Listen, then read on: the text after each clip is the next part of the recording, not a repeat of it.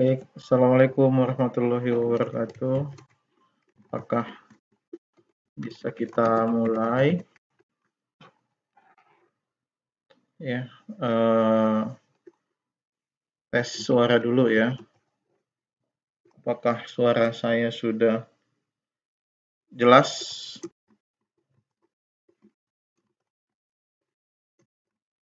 Sudah jelas. Apakah suara saya jelas?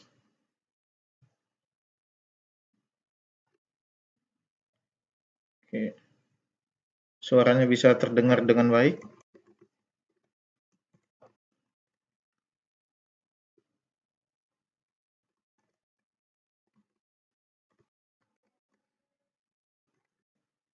Baik. Oke. Hari ini kita akan membahas terkait dengan perkuliahan kita ya, dengan judul metodologi penelitian terkait dengan penulisan proposal skripsi ya. Terkait dengan penulisan proposal skripsi khususnya di program studi sistem informasi. Ya, sama seperti kemarin ya, sesi ini akan kita mulai ya. Di awal saya akan memberikan penjelasan ya. Saya akan memberikan penjelasan dan di akhir sesi nanti akan ada sesi tanya jawab ya, tanya jawab dengan seluruh mahasiswa ya. Saya cek dulu sudah lumayan banyak nih, sudah bisa kita mulai perkuliahan pada siang hari ini ya. Kita mulai dengan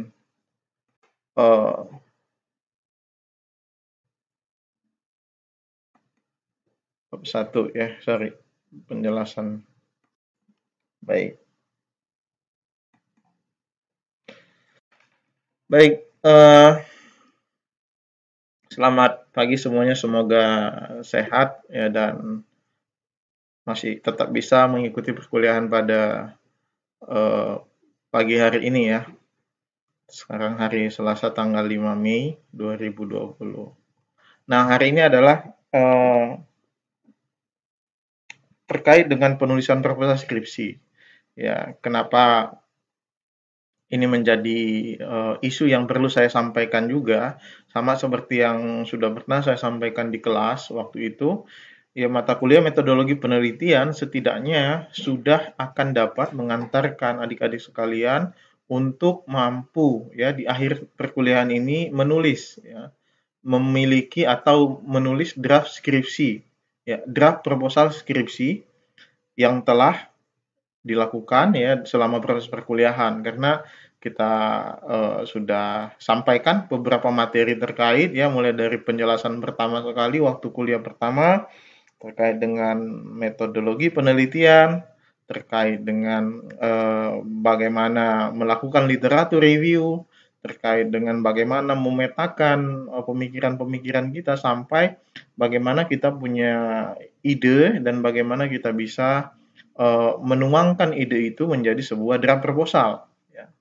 Itu urgensi kenapa materi ini harus saya sampaikan, karena sebentar lagi kita sudah mulai sudah akan mulai ujian akhir semester dan salah satu ya materi ujian atau bahan ujian yang akan menjadi bahan penilaian saya adalah draft proposal dari adik-adik sekalian. Ya, jadi ini khusus ya untuk mahasiswa SI dan TI yang saya mengampu mata kuliah metodologi.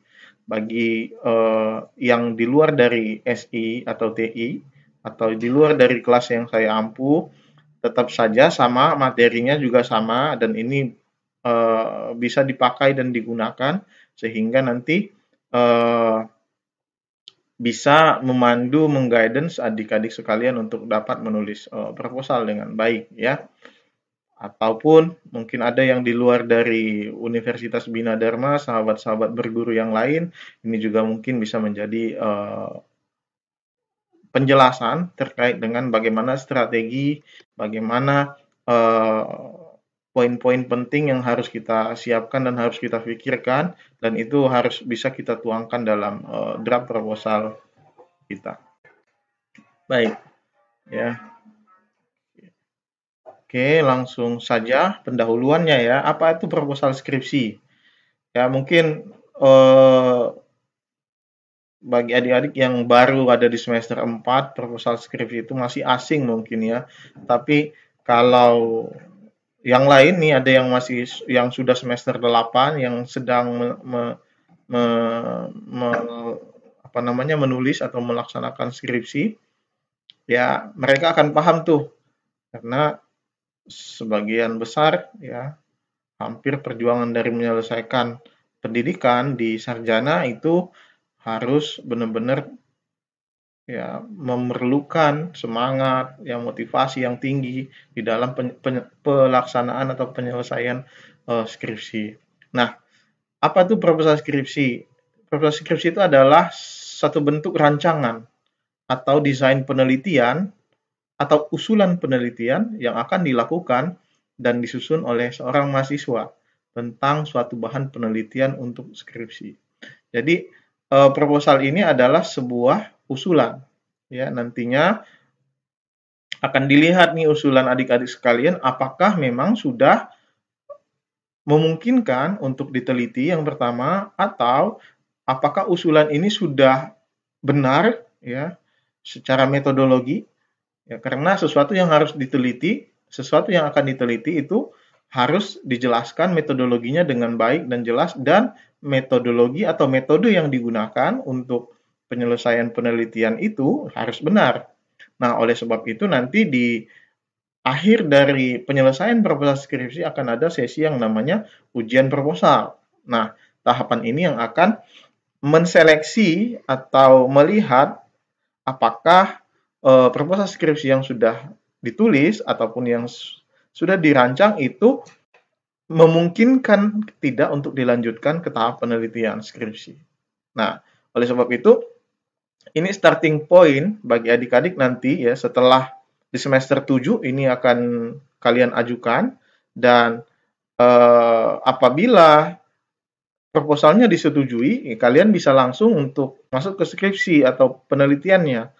Tapi apabila proposalnya tidak disetujui, artinya rancangannya belum benar, ya harus diperbaiki lagi.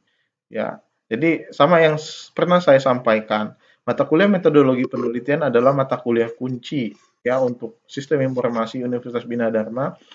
Ya karena ini adalah mata kuliah syarat yang harus diambil untuk ya untuk bisa meneruskan atau mengambil mata kuliah proposal skripsi. Nah, skripsi itu harus sudah lulus proposal skripsi. Jadi ini perlu diperhatikan, jangan sampai desain atau rancangan yang adik-adik sudah buat itu harus dirubah atau dirombak ulang untuk bisa melanjutkan skripsi. Karena jelas ini akan butuh waktu dan perlu effort yang tinggi untuk bisa menyelesaikan studi sarjana Anda tepat waktu. Ya, jadi ini kuncinya. Sekali lagi saya ulang adalah proposal skripsi itu adalah bentuk rancangan atau desain penelitian atau usulan penelitian yang akan dilakukan disusun oleh seorang mahasiswa tentang satu bahan penelitian untuk pembuatan skripsi. Ya. Nah, secara struktur ya proposal skripsi itu terdiri dari beberapa komponen ya. Ini saya gambarkan dalam bentuk mind map. Ya. Ini digambarkan dalam bentuk mind map yang sumbernya sudah saya cantumkan dari Pak Dedi. Di sini dijelaskan bahwa proposal itu terdiri dari abstrak, tujuan, latar belakang, manfaat, tinjauan pustaka, metodologi, jadwal penelitian, dan daftar rujukan. ya. Nanti akan kita kupas satu-satu, ya.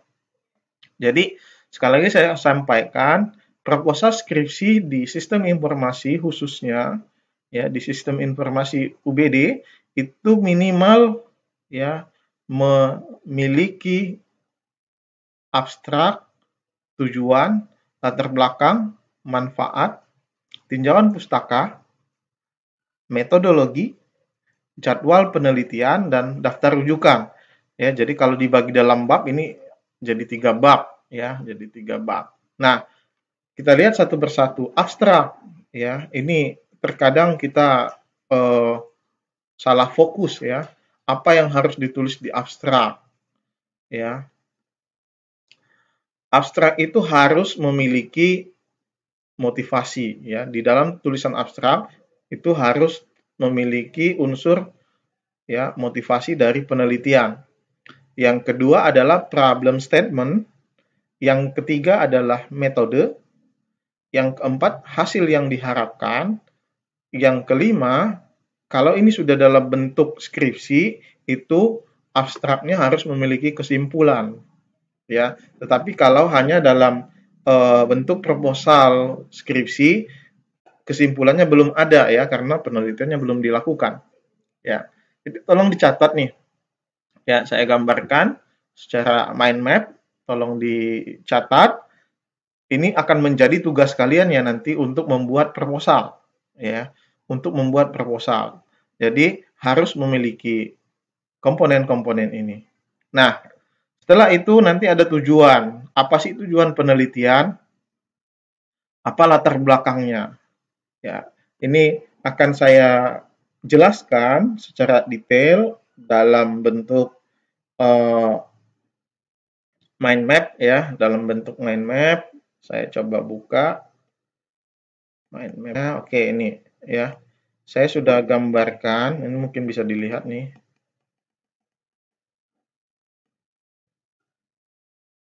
Ini ya, mind map terkait dengan penyelesaian proposal skripsi ya. Mari kita lihat, kita kupas satu-satu. Baik, saya coba zoom biar bisa terbaca. Nah, saya masuk mulai dari struktur proposal penelitian. Ya, saya zoom in lagi. Mudah-mudahan bisa jelas ya. Bisa jelas. Oke. Nah, mulai dari halaman judul ya, halaman judul dan lain-lain. Nanti itu ada beberapa poin ya. Ini saya contohkan langsung ya. Ini saya ambil dari template kakak tingkat kalian. Ini adalah halaman judul ya. Nah, dalam halaman judul ini halaman keduanya berisi halaman pengesahan ya. Halaman pengesahan ini nanti akan berisi tentang pengesahan dari pembimbing ya untuk mengikuti ujian proposal ya. Halaman ketiga ada daftar isi. Ya. Halaman keempat itu sudah masuk ke dalam batang tubuhnya proposal ya. Nanti jadi berarti setidaknya ada halaman judul, halaman pengesahan dan daftar isi atau daftar gambar yang lainnya ya. Nah, saya masuk ke sini. Ini halaman judul ya. Nah, di dalam abstrak. Sekarang kita masuk ke dalam abstrak ya. Sorry, saya gedein biar terlihat dengan jelas. Oke. Di dalam abstrak ya, apa saja motivasi ya tadi sudah saya sampaikan. Di dalam abstrak harus memiliki 1, 2, 3, 4, 5, 6, 5 ya. Setidaknya ada 5 di rumah sakit. Ya. Problem statement-nya adalah ini menjelaskan persepsi pengguna berdasarkan faktor yang berpengaruh untuk mendukung keberhasilan pengguna sistem. Berarti permasalahannya adalah apa nih? Mau dilihat adalah faktor apa saja yang mendukung keberhasilan penggunaan sistem ini. Karena permasalahannya ya belum diketahui faktor-faktor yang mampu untuk mendukung keberhasilan itu. Nah, pendekatan yang digunakan, jadi di dalam itu ada pendekatan. Pendekatannya pakai teori U-Taut, ya. Teori ini digunakan untuk melihat ya apakah faktor-faktor yang mempengaruhi terhadap keberhasilan pengembangan sistem tadi itu. Nah, jadi di dalam abstrak harus dijelaskan motivasi, problem statement-nya, pendekatannya, hasilnya apa. Nah, ini nanti kalau sudah skripsi, hasilnya harus dijelaskan. Hasilnya adalah faktor X, Y, Z adalah faktor yang mempengaruhi pengembangan sistem informasi rumah sakit. Ya, itu hasilnya. Tapi kalau untuk proposal cukup 3 nih, berarti motivasi, ya, problem statement dan pendekatan. Ya, cukup 3 unsur yang harus ada di dalam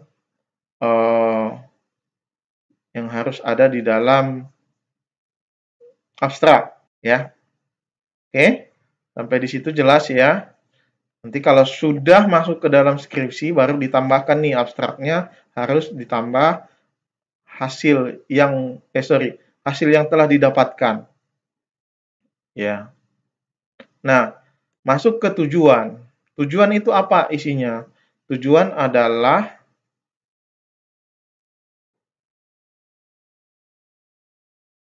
ringkasan permasalahan penelitian apa yang akan dijawab. Ya, artinya nanti di sini akan melihat tujuannya apa yang akan dicapai. Ya, jadi tujuannya adalah untuk mengetahui, ya tadi kalau dalam kasus ini tujuannya adalah untuk mengetahui faktor-faktor apa saja yang mempengaruhi keberhasilan pengembangan sistem informasi rumah sakit. Ya, itu.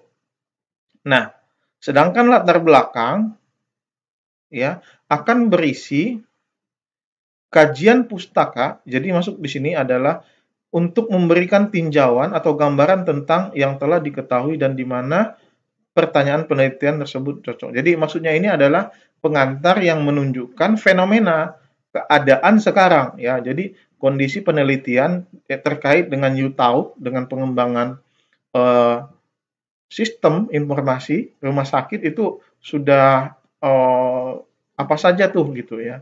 Perkembangannya sudah bagaimana dan ini akan menjadi fenomena dan akan menjadi latar belakang ya, akan dihubungkan nanti ke objeknya apa yang akan melatar belakangi penelitian ini dilakukan ya. Jadi bisa saja nanti masuk dari fenomena real objeknya terus juga didukung oleh fenomena perkembangan dari teorinya ya, atau perkembangan dari metodenya atau teori yang digunakan. Itu akan menjadi landasan atau latar belakang untuk dapat dituliskan ya, untuk dapat dituliskan di dalam latar belakang.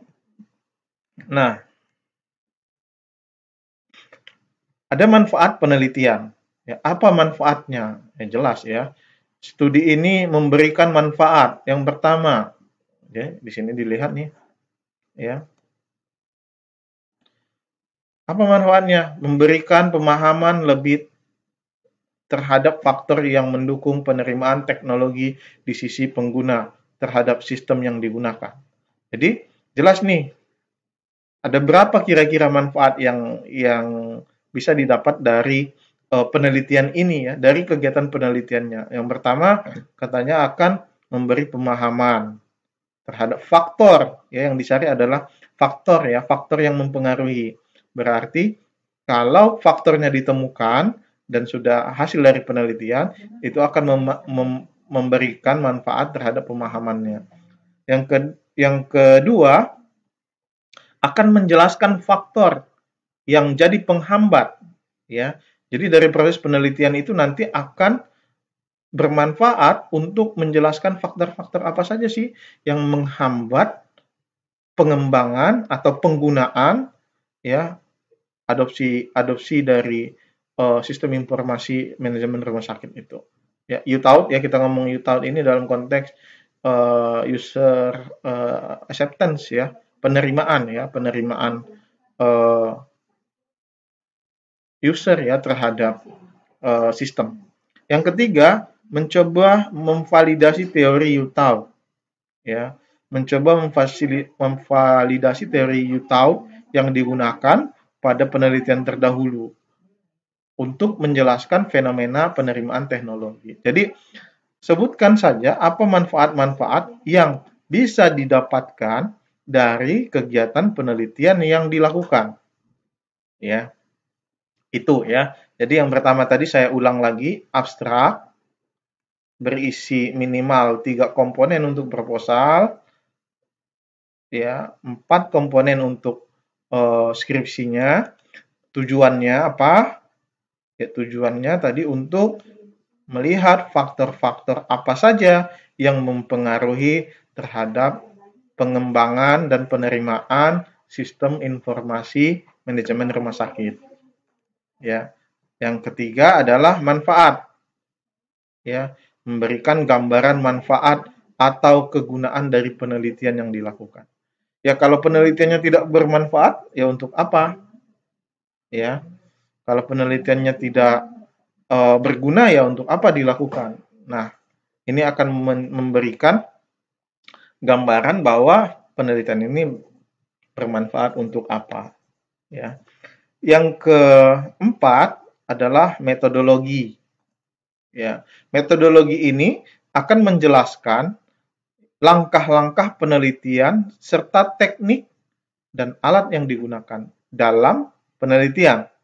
Ya, jadi nanti kalau pendekatannya adalah teori UTAUT, berarti nanti metodologi yang akan digunakan adalah harus dan akan mengikuti langkah-langkah yang ada di UTAUT. Ya, tapi bisa saja juga nanti siapa tahu ada teori lain yang digunakan atau metode lain yang digunakan untuk melakukan penelitian tersebut, harus ya saya katakan lagi adalah metodologinya harus disesuaikan dengan tahapan-tahapan yang digunakan dalam metode penelitian. Atau ada juga beberapa mungkin jenis penelitian yang sifatnya adalah pengembangan software atau pengembangan sistem, yaitu metodologinya nanti akan menyesuaikan, ya, langkah-langkahnya akan menyesuaikan terhadap rangka kerja dari metode penelitian yang kalian gunakan. Metode pengembangan sistem yang kalian gunakan. Bisa saja kalian menggunakan waterfall, bisa saja menggunakan extreme programming, bisa saja menggunakan agile, atau bisa juga hanya sampai di prototyping, yaitu akan metodologi penelitian ini akan disusun ya mengikuti langkah metode yang kalian pilih untuk mengembangkan sistem. Bisa juga metodologi ini akan menyesuaikan langkah terhadap teori yang kalian gunakan untuk mengeksplorasi sebuah permasalahan penelitian. Ya, dalam contoh case yang saya gambarkan di sini adalah terkait dengan UTAUT. Ya, jadi metodologinya harus mengikuti langkah-langkah yang sudah ditentukan oleh UTAUT. Ya, bisa juga nanti kalian menggunakan framework. Ya, ada framework yang sudah valid untuk digunakan untuk menyelesaikan sebuah permasalahan. Contohnya kalau di bidang enterprise system umpamanya, ya kalian menggunakan framework TOGAF umpamanya gitu, ya, untuk melihat kondisi dari satu permasalahan sistem enterprise, ya. Kalian bisa menggunakan pendekatan atau framework TOGAF atau yang lain-lain, ya. Itu terkait dengan metodologi. Jadi sekali lagi saya katakan, metodologi juga merupakan bagian penting yang akan dinilai, ya, yang akan dinilai oleh seorang penguji untuk melihat apakah proposal yang akan kalian tulis ini nanti logis atau tidak, benar atau tidak, ya, masuk akal apa tidak. Jadi itu salah satu ukuran dari proposal itu benar-benar bisa dilanjutkan atau tidak, ya. Karena jangan sampai nanti fenomena permasalahannya, research problemnya itu apa, tapi metodologinya adalah metodologi yang salah untuk melihat fenomena itu. Umpamanya gini, yang saya katakan salah adalah permasalahannya adalah untuk melihat faktor-faktor yang mempengaruhi ataupun yang mendukung keberhasilan sebuah sistem, tetapi ya metodologi atau metodologinya berisi metode pengembangan sistem. Itu akan salah, ya. Nanti metodenya adalah waterfall umpamanya, itu salah. Ya otomatis ada hal yang tidak sinkron di sana. Kamu mau melihat faktor-faktor yang mempengaruhi, tapi kamu menggunakan metode pengembangan sistem. Ya, jadi itu salah satu saya sampaikan di mata kuliah ini bahwa salah satu cara penguji untuk melihat apakah proposal penelitian yang kalian tulis itu sudah logis atau tidak, sudah benar atau tidak, ya. Jadi silakan disesuaikan, ya. Pahami. Jadi perlu kalian ketahui beberapa pemahaman, ya. Fenomenanya harus dipahami dulu. Konteks penelitiannya itu apa? Ya, apakah penelitiannya itu bersifat survei, ya, atau nanti penelitian kalian itu bersifat riset eksperimen atau riset yang bersifat sistem developing, ya. Itu akan berbeda karakteristiknya dan metodenya akan berbeda, ya. Nah, selain dari metode yang ada di dalam metodologi ini, kalian juga harus menjelaskan alat yang digunakan apa. Ya, ya alatnya apa dalam pengembangannya, bukan hanya apa ya, menjelaskan terkait dengan kebutuhannya adalah komputer, kebutuhannya Microsoft Office, nggak seperti itu ya. Jadi konteksnya adalah alat atau bahan yang digunakan dalam melakukan proses penelitian. Ya, umpamanya kalau ada nanti seperti katakanlah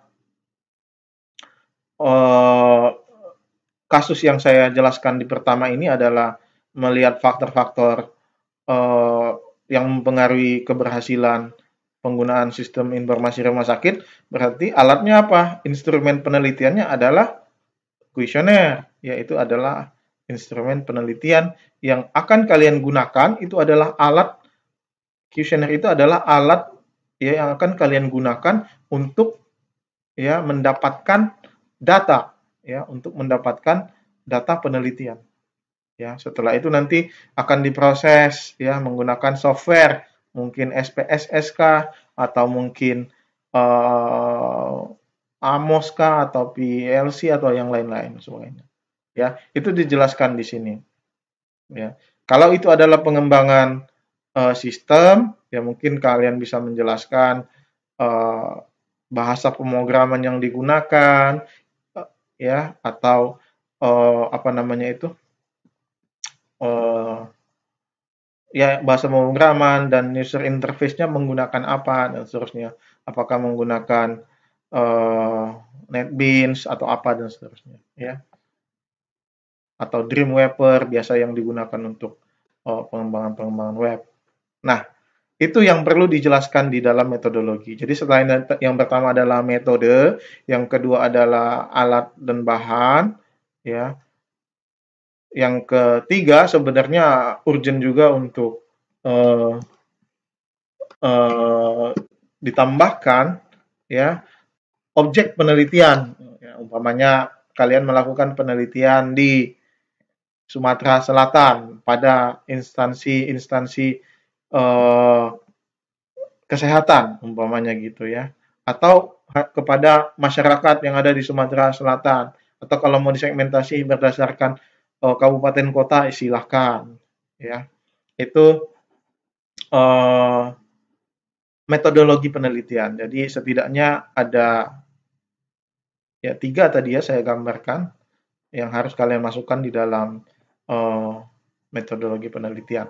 Nah, setelah itu ya ada jadwal penelitian.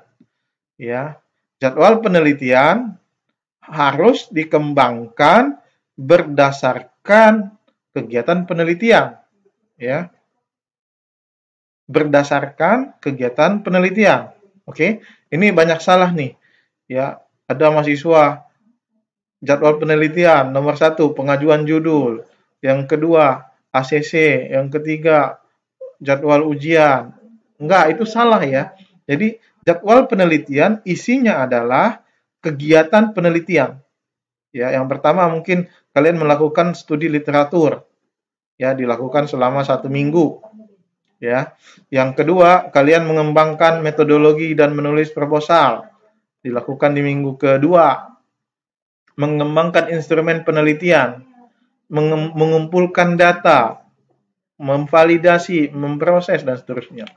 Ya, jadi bukan jadwal dari administrasi proposal ya, tapi adalah jadwal penelitian. Ini jelas sekali saya tuliskan, jadwal penelitian. Kalau itu umpamanya pengembangan sistem ya, jadwalnya umpamanya pertama adalah literatur review ya, yang kedua kalian melakukan analisis kebutuhan sistem ya, yang ketiga kalian melakukan pengkodean, yang keempat melakukan pengujian sistem dan seterusnya. Ya, biasanya kalau untuk pengembangan sistem, jadwal ini ya jadwal penelitian akan relevan isinya dengan metode pengembangan sistem yang akan kalian gunakan. Ya, jadi biasanya di dalam metode kan ada tahapan-tahapan penelitiannya, tahapan pengembangannya. Nah, biasanya untuk jadwal penelitian itu akan diturunkan dari tahapan-tahapan yang ada di dalam pengembangan sistem. Itu kalau dalam konteks pengembangan sistem ya. Tapi kalau dalam konteks penelitian survei seperti yang saya contohkan ini adalah melihat faktor-faktor yang mempengaruhi keberhasilan penggunaan sistem informasi rumah sakit manajemen ya akan diikuti nih ya, ikuti dari kegiatan penelitian. Nah, oke. Baik, saya cek sebentar.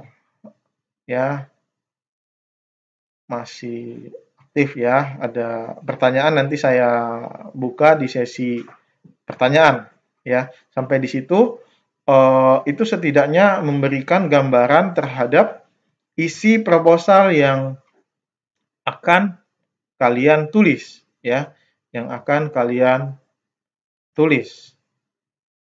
Baik, ada lagi. Sebentar saya cek dulu mind map saya.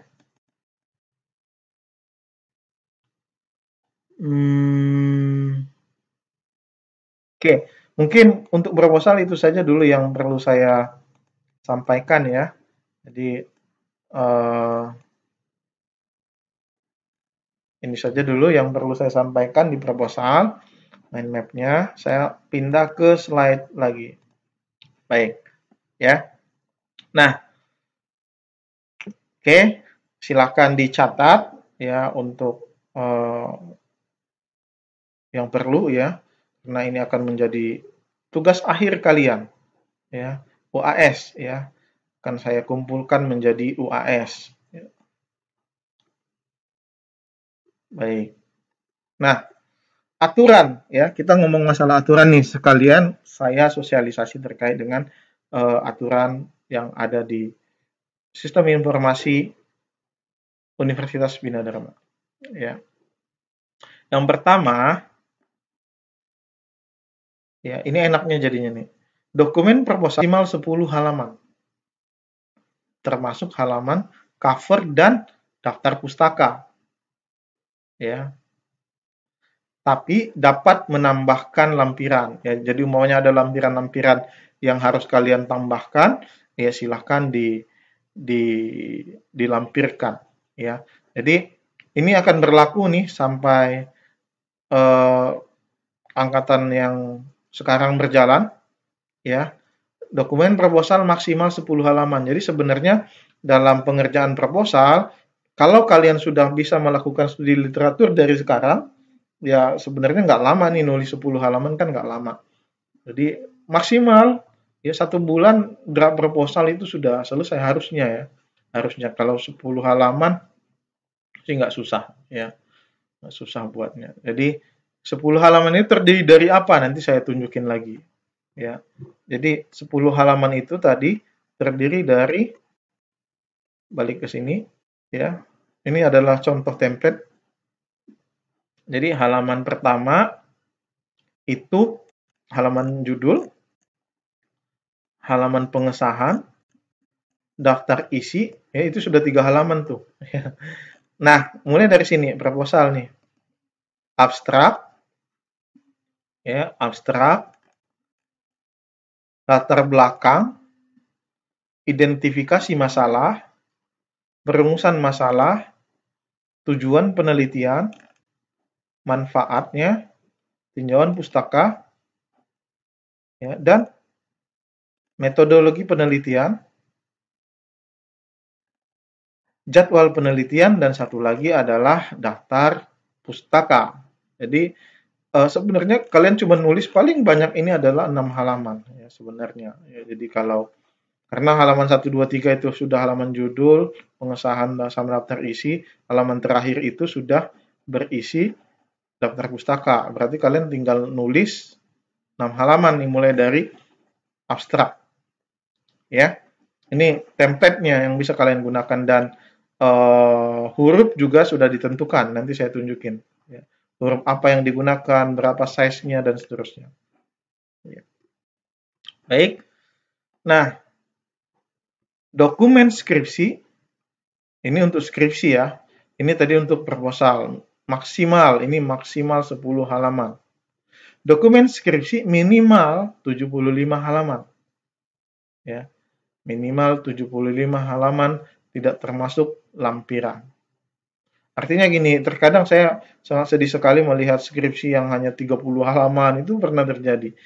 Artinya nggak ada isinya tuh, ya, nggak ada isinya karena analisisnya tidak dalam, evaluasinya tidak dalam, dan seterusnya. Jadi saya kasih aturan minimal 75 halaman. Dan di akhir nanti wajib buat poster ya setelah selesai ujian komprehensif. Ya, jadi penelitian kalian itu dibuat posternya, ya biar bisa dipublikasi. Jadi ada informasi publikasinya nanti. Ya, ini aturan, jadi silakan diikuti. Ya. Nah, masalah waktu, ini aturan waktu nih. Proses dan waktu proposal dan skripsi wajib mengikuti waktu yang telah ditentukan oleh program studi. Ya, kalau program studi sudah menjadwalkan, proposal akan dibuka dari tanggal sekian sampai tanggal sekian, silakan ikuti jadwal itu. Ya, karena kalau kalian mengumpulkan di luar jadwal itu, biasanya ya akan akan menjadi prioritas kedua. Ya, tidak saya prioritaskan. Jadi harus mengikuti jadwal itu. Nanti akan saya buat jadwal, biasanya penerimaan usulan proposal, waktunya sekitar 2 minggu umpamanya. 2 minggu dari itu diterima, diberikan pembimbing dan seterusnya. Waktu mengerjakan juga ditentukan, maksimal 1 bulan, maksimal ya untuk proposal. Nah, jadwal ujian proposal juga sudah kami tentukan. Jadi, usahakan kalian tepat waktu dan mengikuti jadwal yang sudah ditentukan oleh program studi. Ya, nanti akan saya buka biasanya ujiannya, gelombang pertama. Ya, jadi ada gelombang pertama, kedua, dan ketiga. Setelah dari itu, yang tidak ujian di gelombang 1, 2, 3, itu ya mohon maaf, nanti akan menjadi prioritas kedua. Ya. Jadi perlu saya tekankan sekali lagi, apabila program studi mengeluarkan jadwal, termasuk untuk ujian, termasuk jadwal, proposal, skripsi, dan seterusnya, ikuti sesuai dengan jadwal yang sudah ditentukan. Ya, karena kita kolektif nih, kolektif. Jadi kalau kita nggak bisa buka tutup setiap saat gitu ujiannya. Jadi sudah ada jadwal yang ditentukan. Ini aturannya. Nah, setiap proposal atau skripsi wajib menggunakan bibliografi manager. Ya, Apa itu Bibliography Manager? Ini adalah software yang bisa digunakan untuk membuat atau memanage atau mengelola referensi, ya, membuat daftar pustaka. Gunakan style APA, ya. Gunakan style apa? Nanti silakan googling. Minimal membuat 10 referensi, minimal ya. Jadi pengajuan proposal minimal kalian memiliki 10 referensi, artinya 10 daftar pustaka. 5 itu dari dalam afiliasi Bina Dharma, 5 gunakan referensi internasional. Ya. Jadi apa itu Bibliography Manager? Itu dicek nanti. Nanti sebenarnya saya juga sudah buat tutorialnya ya, menggunakan Bibliography Manager. Jadi membuat mengelola daftar referensi atau daftar pustaka. Nanti saya tunjukin. Nah, ada banyak sekali software ya yang bisa kalian gunakan untuk reference management. Ya, bisa pakai EndNote, ya, bisa pakai BibTeX, bisa pakai Zotero dan seterusnya. Ya, untuk ini ya silahkan untuk referensi manager, saya silahkan kalian masuk ke sebentar. Untuk reference manager, silahkan kalian buka channel YouTube saya ya.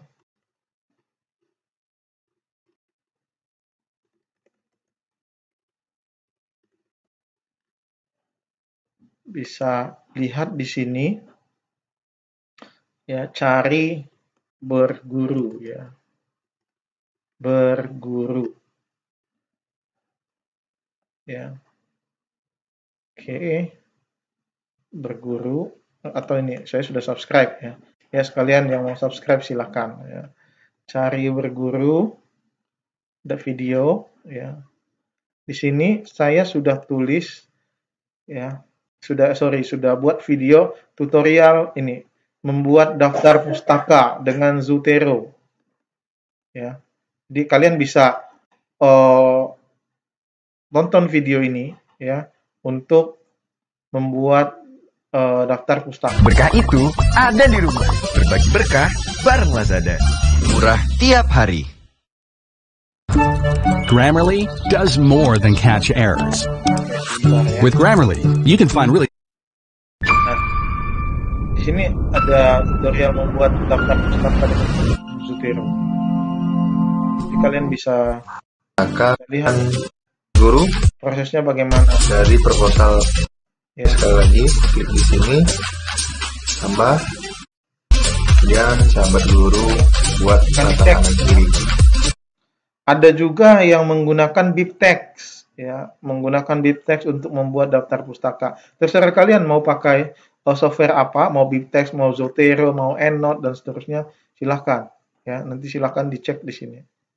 Ini sangat bermanfaat sekali untuk bisa kalian gunakan dalam pengelolaan daftar pustaka. Ya, balik ke slide saya. Jadi saya nggak buat patokan kalian mau pakai yang mana, silakan saya bebaskan. Yang penting yang wajib digunakan adalah pakai software ya, untuk buat daftar pustakanya pakai software Bibliography Manager. Ya. Nah, mungkin itu saja dulu ya, sampai di sini materi yang bisa saya sampaikan terkait dengan penulisan proposal skripsi. Baik.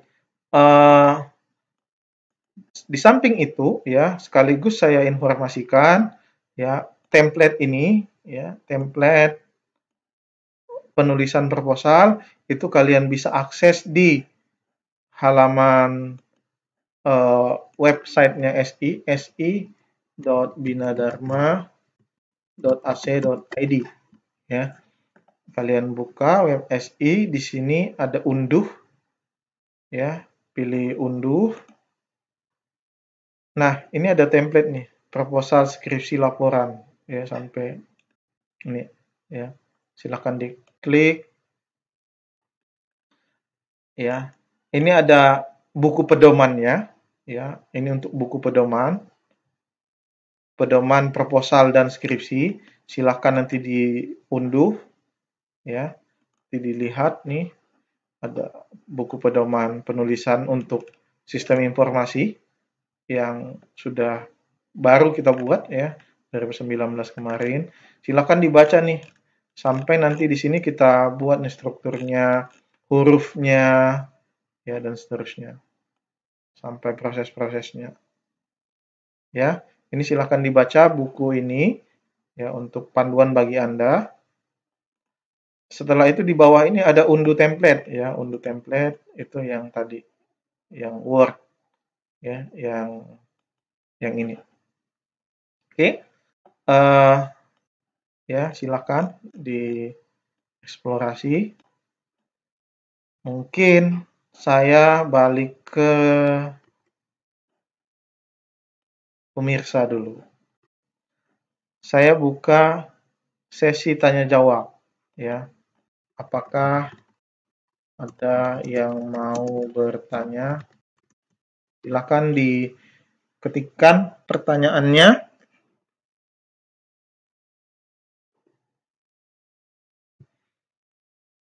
Apakah sudah cukup jelas?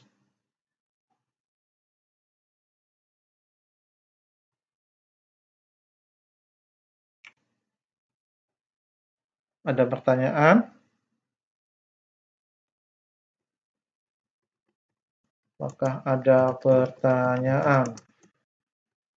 Nah, jadi tugas kalian adalah setelah selesai mata kuliah ini untuk penilaian ujian akhir semester UAS akan saya nilai dari draft proposal ya. Jadi draft proposal yang disubmit ke saya.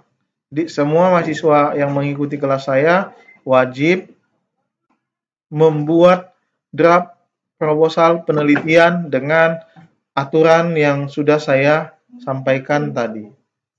Ya. Dengan aturan-aturan yang sudah saya sampaikan sebelumnya. Ya. Oke. Ada pertanyaan? Silakan, saya tunggu pertanyaannya.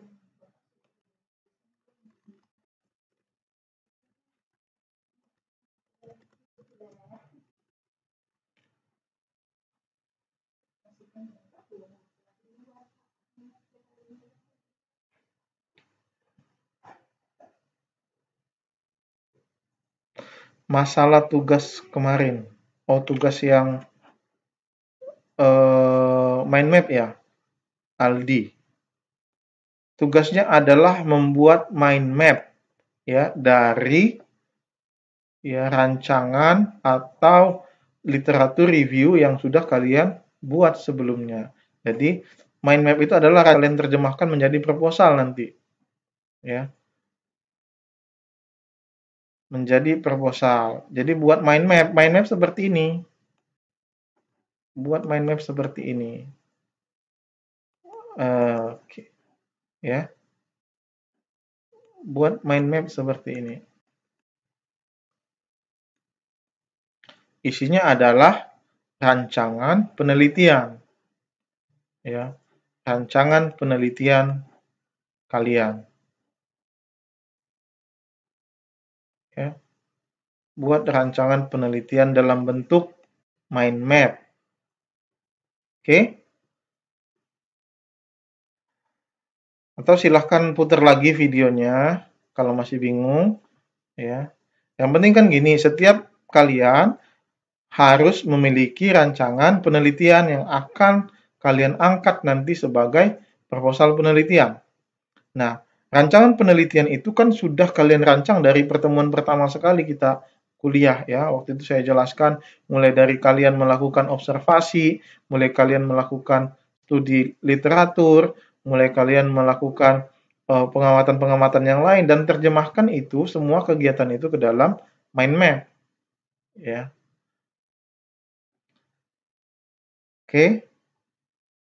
Untuk proposalnya sesuai dengan tugas kelompok kemarin atau cari yang baru. Ya, untuk proposal silakan tulis sendiri-sendiri, ya. Sekarang silakan tulis sendiri-sendiri. Jadi tidak berkelompok, tapi idenya boleh sama, ya. Idenya boleh sama sesuai dengan kelompok kalian kemarin, tetapi dalam pengajuan proposalnya, penulisan proposalnya itu silahkan tulis sendiri-sendiri. Aldi, mind map, maksudnya mind map-nya apa nih?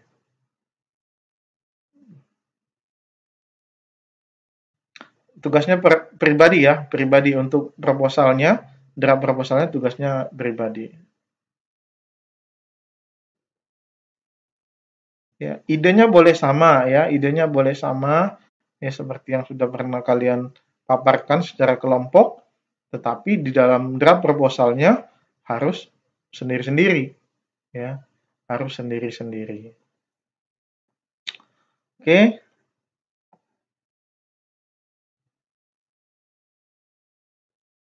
Jelas, ya? Mungkin kalau tidak ada pertanyaan lagi, ya bisa saya close sesi kuliah kita pada hari ini. Ya, selamat berpuasa, jaga kesehatan, dan ingat, ya, tetap belajar dan tugas-tugasnya silahkan dikumpulkan.